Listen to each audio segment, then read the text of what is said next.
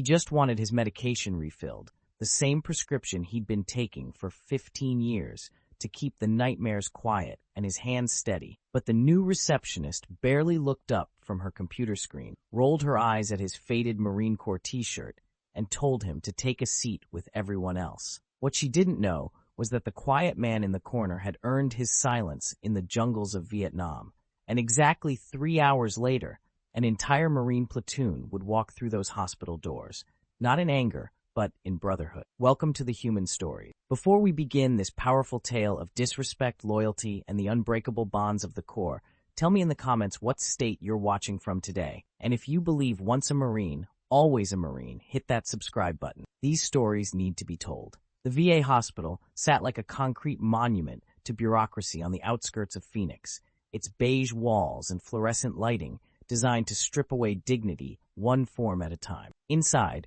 rows of plastic chairs held men and women who had given pieces of themselves to a country that now made them wait in line for basic care. The air smelled of disinfectant and broken promises. At exactly 9:15 a.m., the automatic doors slid open with a mechanical wheeze. The man who entered didn't announce himself. He never had. 73 years old, wearing jeans that had been pressed but were clearly old, a faded USMC t-shirt that had seen better decades, and boots that still held a military shine despite their age. His hair was white now, cut high and tight out of habit more than regulation, and his back stayed straight despite the arthritis that made every step a small victory. He walked directly to the prescription counter, placed his hands flat on the surface, and waited. His fingers bore small scars, some from shrapnel, others from years of working with his hands after the Corps, all of them telling stories he'd never share. The receptionist, maybe 25, with painted nails and an attitude that suggested she'd rather be anywhere else,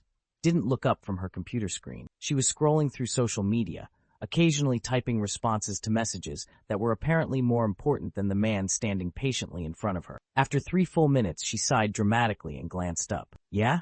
Good morning," he said, his voice quiet but clear. "I'm here to pick up my prescription. Name's Frank Kowalski. Should be ready." She turned back to her screen, clicked a few times, then shrugged. "System says it's not ready. Come back tomorrow." Frank blinked once. "Ma'am, I called yesterday. They said it would be ready this morning. I drove 40 miles to get here." "Well, I don't know what to tell you," she said, already looking back at her phone.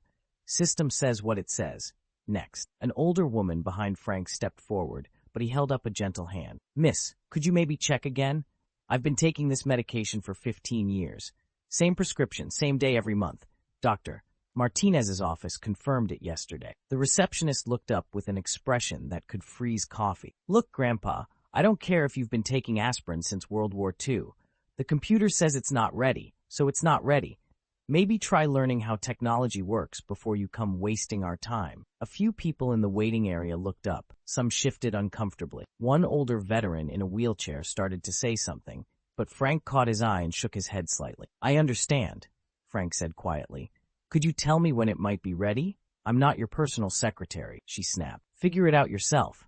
And maybe next time, dress like you actually belong in a hospital instead of looking like you're heading to a construction site." Frank looked down at his shirt, the same Marine Corps t-shirt he'd worn to every VA appointment for 5 years, the one his late wife had bought him because she said it looked good with his eyes. He nodded once, turned around, and walked back toward the entrance. He didn't see the young man in the corner, mid-30s, beard neatly trimmed, wearing a simple black t-shirt and jeans. Didn't notice him stand up as Frank left. Didn't see him pull out his phone and make a call that lasted exactly 37 seconds. The man said 4 words. They disrespected Gunny Kowalski. By 10:30 a.m., the VA hospital parking lot started filling up, but not with patients. A pickup truck with Marine Corps stickers pulled into a space near the entrance, then another, then a motorcycle with a veteran plate. Within 20 minutes, 15 vehicles had arrived, and from each one stepped men of different ages, different sizes, but all carrying themselves with the same unmistakable bearing. Some wore dress blues, others came in civilian clothes. A few still had the build of men who could run 5 miles before breakfast. Others walked with canes or prosthetics, their fighting days behind them, but their brotherhood eternal. The youngest looked maybe 30. The oldest had gray hair and wore ribbons that told stories of battles most people only read about in history books. They didn't speak much as they gathered. A few nods, some brief handshakes, but mostly silence. They formed up in the parking lot like they'd done it 1,000 times before,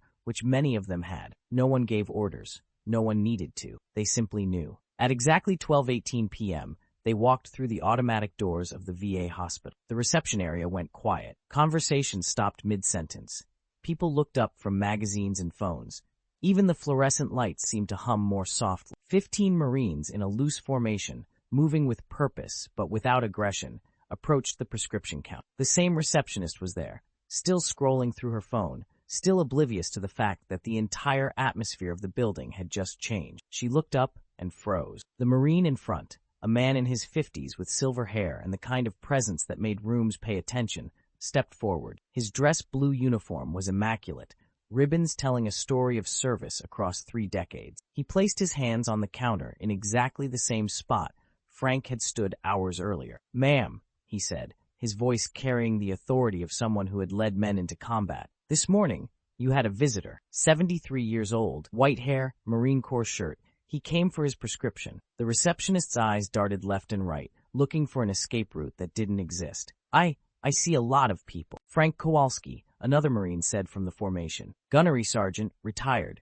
2 tours in Vietnam, Purple Heart recipient." A third Marine stepped forward and placed something on the counter, a photograph, black and white, showing a group of young Marines in combat gear, muddy and exhausted but standing together. Frank was in the center, decades younger but unmistakably the same man. That picture was taken outside Khe Sanh in 1968. The first Marine continued. Gunny Kowalski carried 2 wounded Marines 3 miles through enemy territory, took shrapnel in his back doing it, never mentioned it once in 40 years of knowing him. The receptionist swallowed hard. "I didn't know." "No," the Marine said calmly.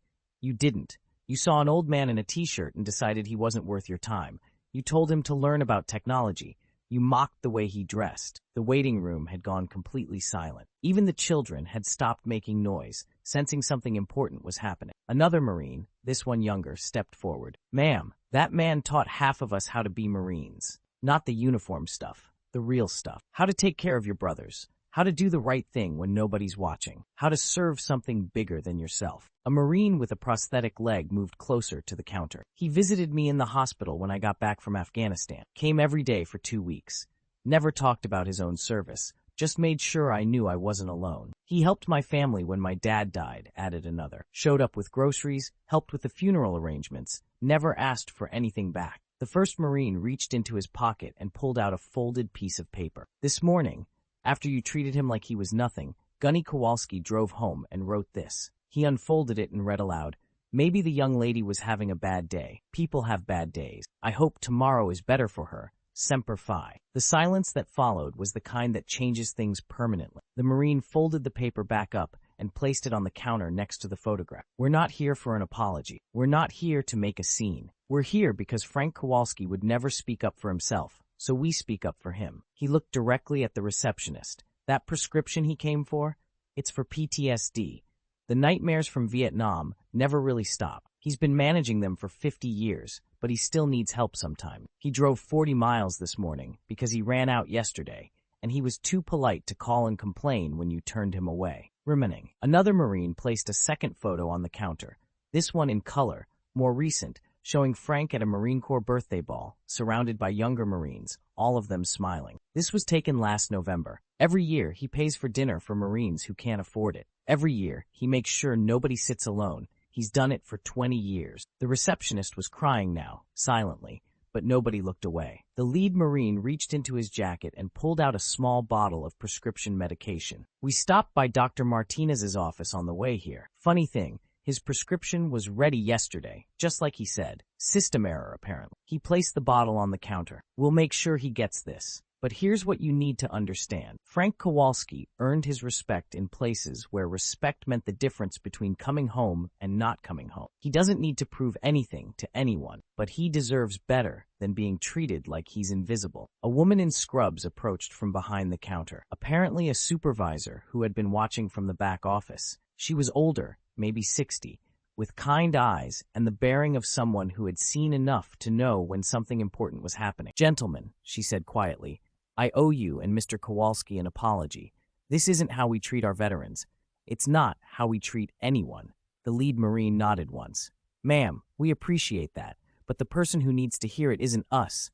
He turned to the receptionist, who was still standing frozen behind the counter. What's your name? Sarah, she whispered. Sarah, Frank Kowalski will be back next month for his prescription.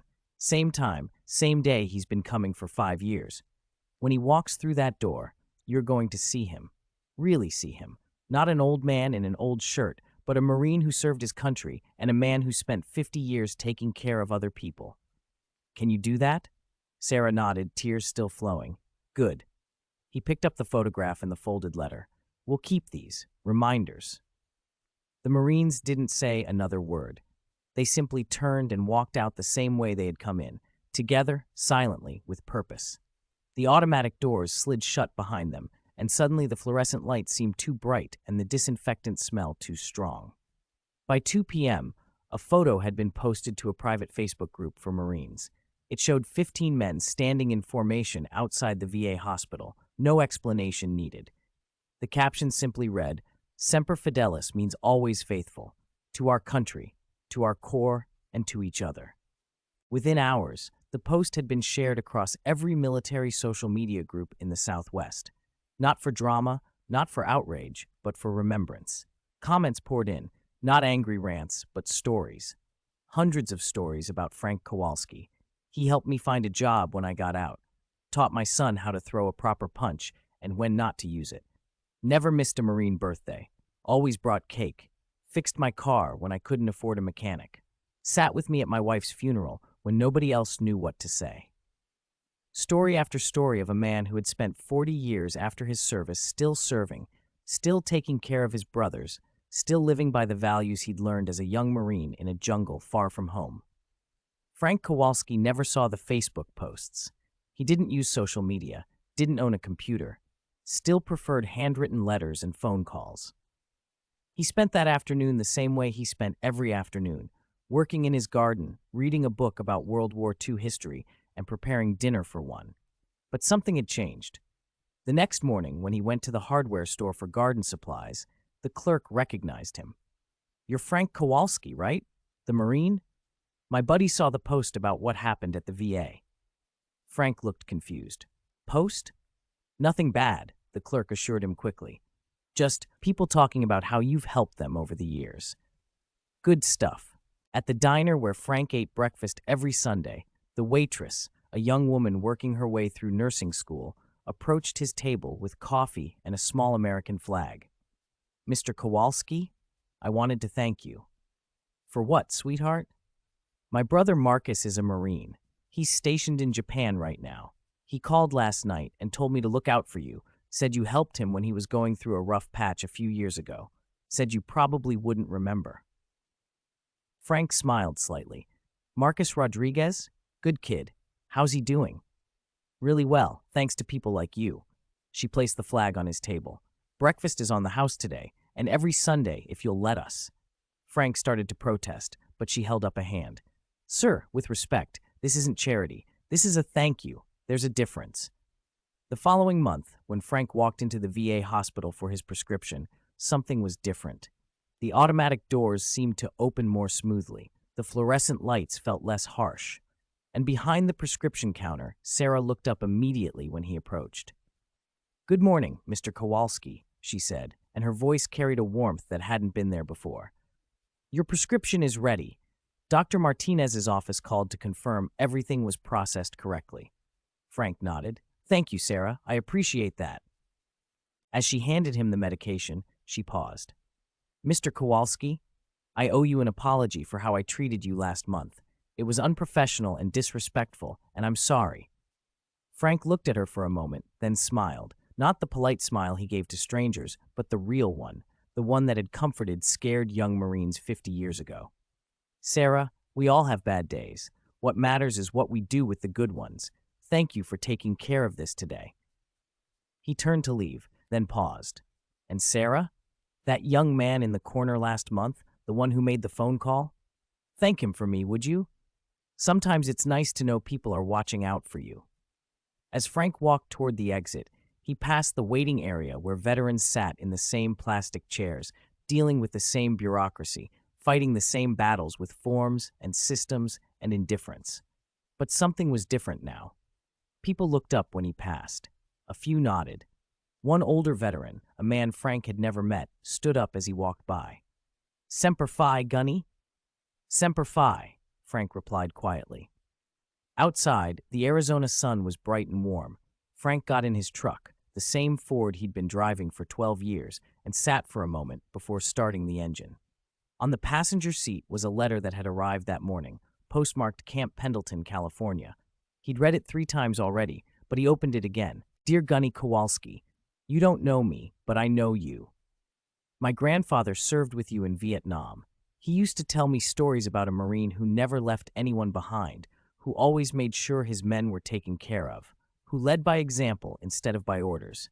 I'm a Lance Corporal now, and I try to remember those stories every day. Thank you for showing us what it means to be a Marine, not just in war, but in the 50 years since. Semper Fidelis, LCPL James Chen, 3rd Battalion, 1st Marines." Frank folded the letter carefully and placed it back on the seat. He started the truck, adjusted his mirrors, and pulled out of the parking lot. He had groceries to buy, a lawn to mow, and a neighbor whose grandson was shipping out to boot camp next week and might need someone to talk to. He didn't think about the Facebook posts or the news articles or the hundreds of people who now knew his story. He thought about the next person who might need help, the next small kindness he could offer, the next quiet way he could serve. Because that's what Marines do. They serve. Not for recognition, not for thanks, not for social media posts or viral videos. They serve because service is what they are, carved into their souls in a place called Paris Island and tempered in the fires of brotherhood that never truly end. Frank Kowalski never asked to be a hero. He never wanted to be famous. He just wanted to pick up his prescription and go home. But sometimes heroes are made not by what they do in moments of crisis, but by what they do in decades of quiet service, one small act of kindness at a time. And sometimes, when the world forgets who they are, their brothers remember for them. So I'll ask you, do you know a Frank Kowalski? A quiet veteran who never talks about their service, but never stopped serving. Someone who shows up, does the work, takes care of others, and asks for nothing in return. Tell us their story in the comments. Say their name. Let the world know who they are, because they'll never tell us themselves. If this story touched you, subscribe to the Human Stories. We're here to make sure that people like Frank Kowalski are never invisible, never forgotten, and never have to stand alone. Their service earned our freedom. Our job is to make sure they know we remember. We'll see you in the next story. And until then, if you see an old veteran waiting patiently in line, being polite when others are rude, showing dignity when the world shows them indifference, take a moment to really see them. Because behind every quiet hero is a story worth knowing and a life worth honoring. Semper Fidelis.